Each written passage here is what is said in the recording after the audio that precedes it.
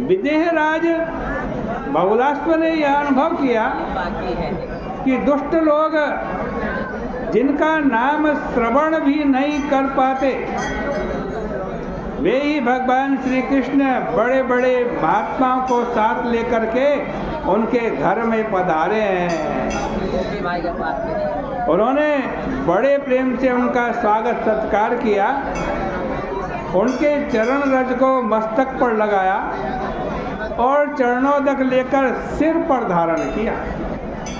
उसके बाद राजा बहुलाश्व भगवान के चरणों को अपनी गोदी में रखकर बड़े प्रेम से सहलाते हुए आनंद पूर्वक उनकी स्तुति करने लगे। वो कहते हैं, प्रभु आप तो साक्षी स्वदृक् हैं, जो आपके चरणाम भोज का स्मरण करते हैं उन्हीं को आप दर्शन देते। आप अपना वचन सत्य सिद्ध करने के लिए कि हमारे घर में आए।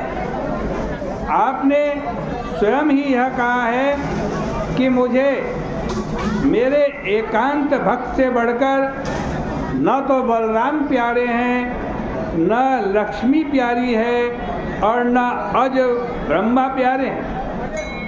ऐसी स्थिति में प्रभु आपके चरण कमल को कौन छोड़ सकता है। आपका स्वभाव तो ऐसा है कि जब आपने देखा एकांत प्रिय, शांत और निष्किंचन मुनि लोग और कुछ नहीं चाहते, तब उन्होंने अपने आप को ही दे दिया।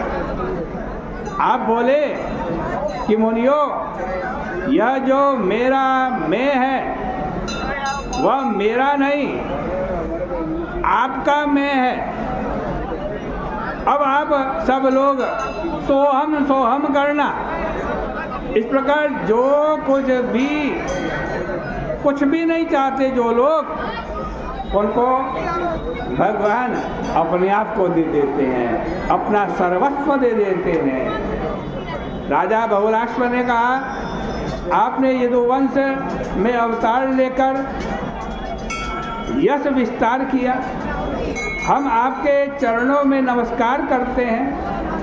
हमारी प्रार्थना है कि आप कुछ दिनों तक हमारे घर में ही निवास कीजिए और अपनी चरण धूलि से निमि वंश को पवित्र कीजिए। राजा बहुलाश्व को प्रेम भरी इनकी जो प्रार्थना थी भगवान ने स्वीकार कर ली और कई दिनों तक उन्हीं के घर में रहे। इधर दूसरे जो श्रुतदेव ब्राह्मण के घर भगवान गए थे, उसके घर भी भगवान उसी समय पहुँचे जिस समय बहुलाश्व के घर में गए थे। जैसे राजा ने उनका स्वागत सत्कार प्रेम पूर्वक किया, वैसे ही श्रुतदेव ने भी किया। पर उसके पास न तो आसन थे और न खिलाने पिलाने की सामग्री थी।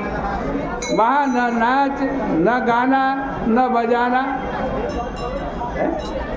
भगवान के पधारने पर श्रुतदेव ब्राह्मण अपना पल्ला हिला हिलाकर नृत्य करने लगे।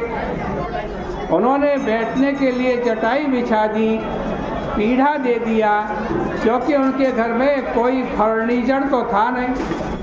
जो आसन था उसी पर बैठा दिया, स्वागत किया, पाँव धोया और उसी जल से स्नान किया।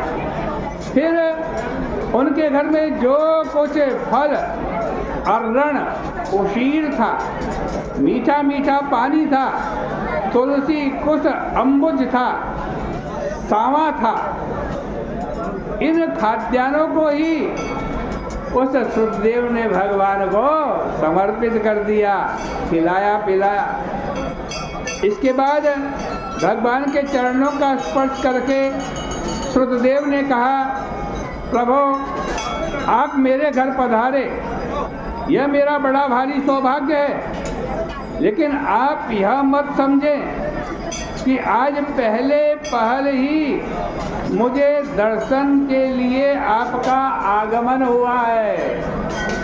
नाद्य नो दर्शनम प्राप्त। आप तो तभी से मिले हुए हैं जब से आपने अपनी शक्ति से यह सृष्टि बनाई और इसमें आत्मसत्ता से प्रविष्ट हुए। जैसे मनुष्य स्वप्न में रहकर स्वप्न देखता है, वैसे ही आप सृष्टि को प्रकाशित करते हैं।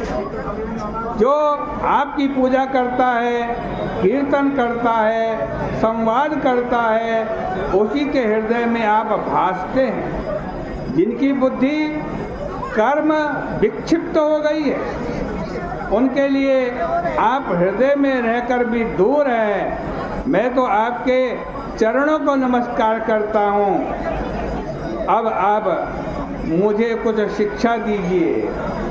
तत्त्वं साधि स्ववृत्त्यान्नः किं देव करवामहे